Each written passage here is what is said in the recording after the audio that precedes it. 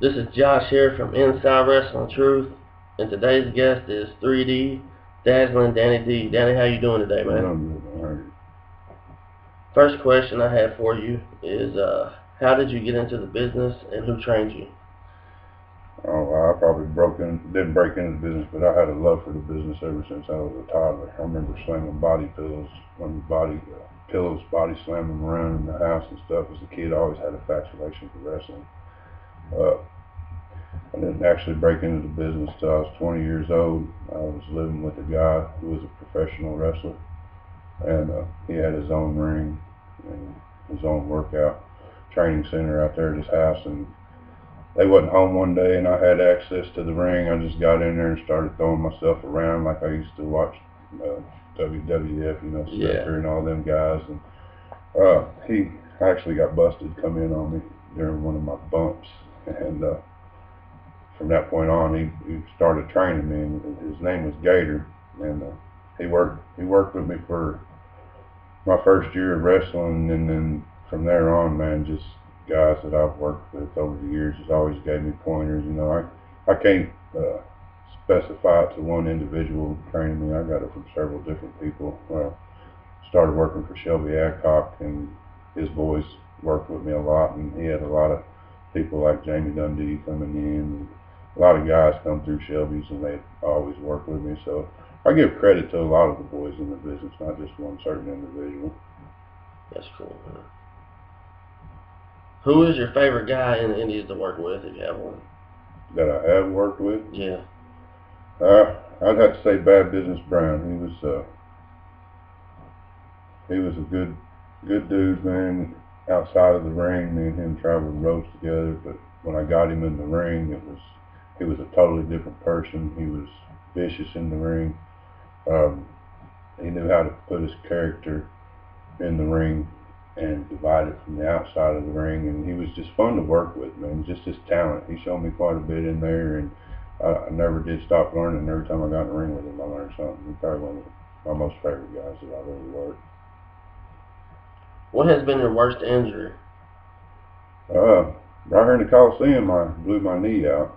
I was working Brickhouse Brown, and I've just a simple move, man. My foot got hung up in the canvas and blew my knee out. I had to have a couple of surgeries over it.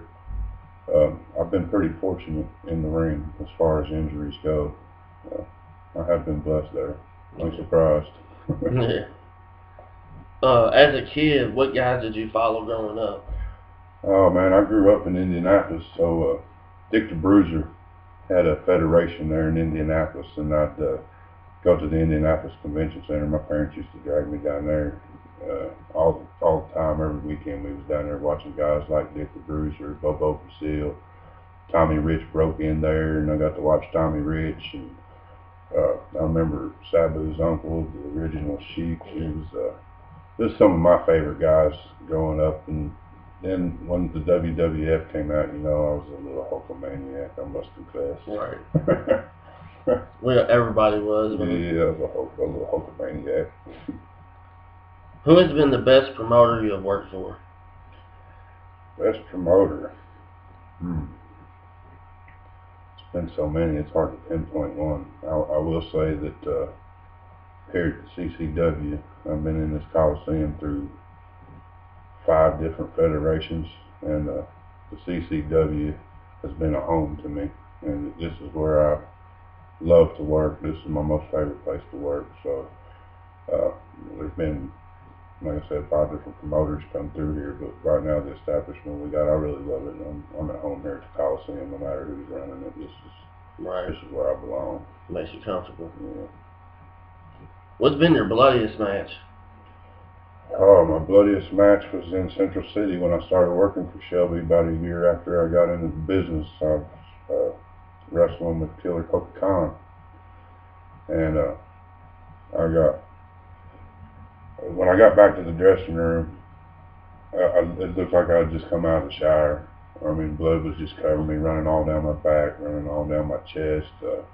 I remember Shelby's wife running ringside while I was in the ring, asking me if I was okay, where I had lost so much blood.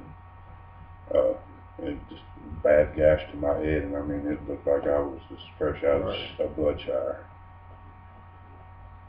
What's your favorite road story, if you have one? My favorite road story? I don't know if that's legal to talk about.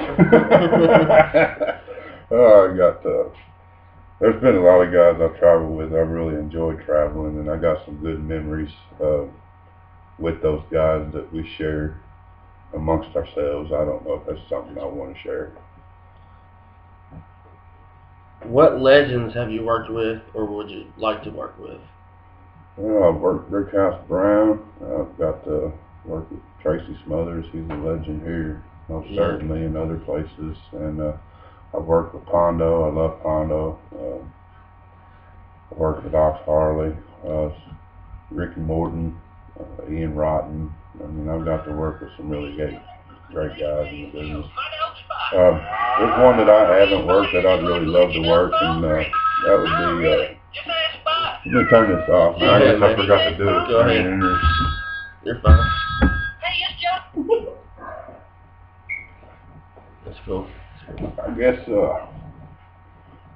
there's a guy I'd love to work, man, just because I think it'd be fun. And that's Bruce the Barber Beefcake. I don't know what it is about him. I'd love to work him. He's still in the business. I watched him growing up, so if the opportunity ever presents itself, that'd be one guy I'd love to work.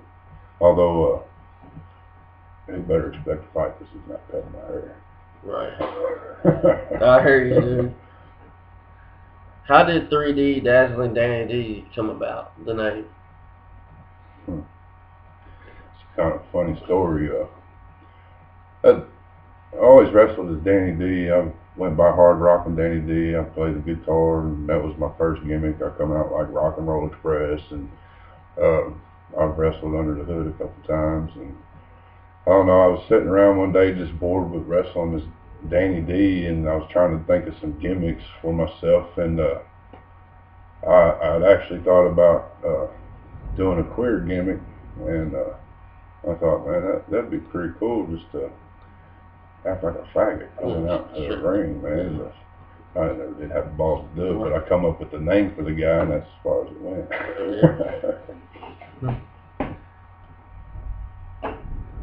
What was it like before your first match?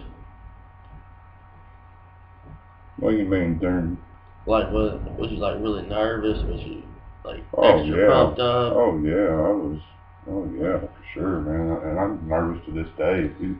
If you don't get them butterflies walking to the ring, man, maybe it's time to hang up the boots. But yeah, my very first time in a dressing room, knowing that I was going to have to walk out there in front of people, yeah, I was really nervous. My very first match, I was in a heavyweight title match, and I was just like, man, I had a feeling I was going to get creamed, and I did.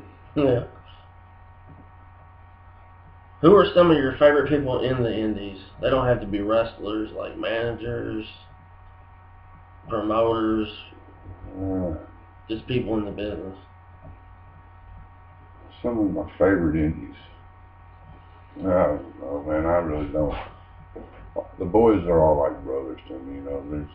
I don't like to treat anybody any differently than, you know.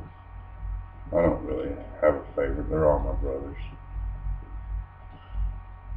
What's your thoughts on hardcore wrestling? I've done it.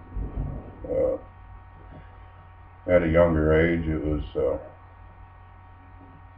a way of living, a way of life, but it made me money. Took a toll on my body. And of course, the older I get, I try to not do that as much. But you never know. If somebody challenges you to one, you might step up. You know, I did a semi-hardcore match here. It wasn't really hardcore, but it was as close as you could get without being in a hardcore match. It was pretty bloody. We did tables, ladders, and chairs match, and those are always dangerous matches. But like I said, I've been in the ring with Pondo. I've been in the ring with Ox, and it's just not my preferences. I'm more of a wrestler, technical wrestler. This is the way that I want to present myself. Right. Is there anybody, like one person, that helped out your career more than any? I'd have to say Brian helped me out quite a bit. Like I said, me and him traveled the road quite a bit, and he was always giving me pointers, and I was always ears open to him. And Shelby, it goes back to where I first got my start at. Shelby gave me a lot of pointers. They set me on my way. What do you think is the biggest problem in the Indies, like while they're struggling? Well, for one, I think you got too many promotions around here in the same area. You know, you get people who want to go see these guys at this show, and they want to come to this show and see these guys, but they don't always have the money to come to shows, so it divides the crowds. And I think that's the biggest problem, is you got so many federations right here in one little area. And if it was just, you know, right here in Evansville at the Coliseum, you know, this place would probably be packed like it was when USWA was here. I'd say that's the biggest issue. What do you think about the WWE and TNA currently? Currently, honestly, WWE, I hardly keep up with it anymore. I'm the type of person, if I'm not in the ring wrestling, I'd really just prefer not to even watch it, you know. So, how do you want to be remembered when you retire? just as doing the best that I could do inside that ring. I want people to remember that, you know, I wasn't just some guy that broke into the business and wrestled a few years and got out. I've been in this many years. I've held several titles. I'd like to leave some kind of legacy behind, but just I've got a lot of fans out there that support me, you know, and I'm sure they've got their memories of my matches, and they'll have their own memories. I can't predict what I want them to remember me by. Well, man, thank you for coming on and doing this interview with me. No, my pleasure. Do you have any last words or anything you'd like to say to any of your fans out there? Just come out and support 3D Dazzling Danny D.